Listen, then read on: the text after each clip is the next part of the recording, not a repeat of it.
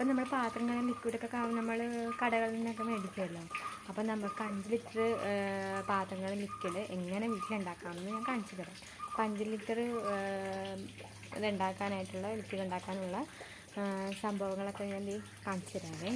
ഇത് കണ്ടത് ഇങ്ങനൊരു കുപ്പി ഉണ്ടാവേ.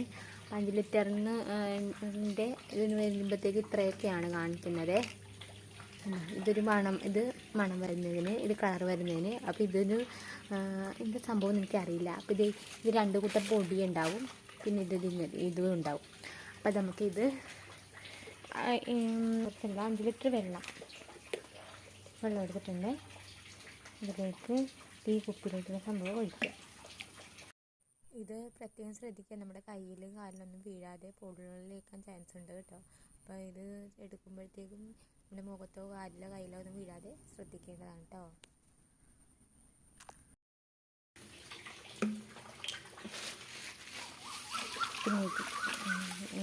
പിന്നെ പൊടികളെല്ലാം നീക്കാം.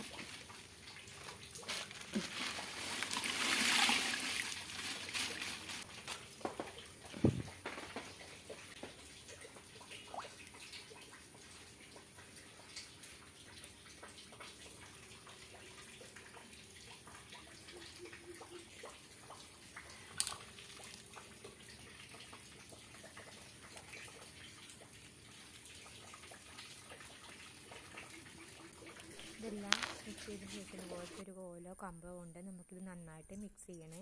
അപ്പോൾ നല്ല രീതിയിൽ തന്നെ മിക്സ് ചെയ്യണം. അപ്പോൾ ആ ഇട്ടേക്കണ സംഭവങ്ങളൊക്കെ ഇതിൻ്റെ അടിഞ്ഞ് ഇതാവണമല്ലോ. അപ്പോൾ ഇത് കുറേ ഇങ്ങനെ പത പോലെയൊക്കെ വരും കേട്ടോ. അപ്പോൾ ഇത് മിക്സായി കഴിയുമ്പോഴത്തേക്കും ലിക്വിഡ് റെഡിയായി. അപ്പോൾ ഇതിന് കുറേ നേരം കഴിയുമ്പോൾ ഇത് ചൂടൊക്കെ പോയ ശേഷം പ്ലാസ്റ്റിക് കുപ്പിയിലൊക്കെ ഒഴിച്ച് നമുക്ക്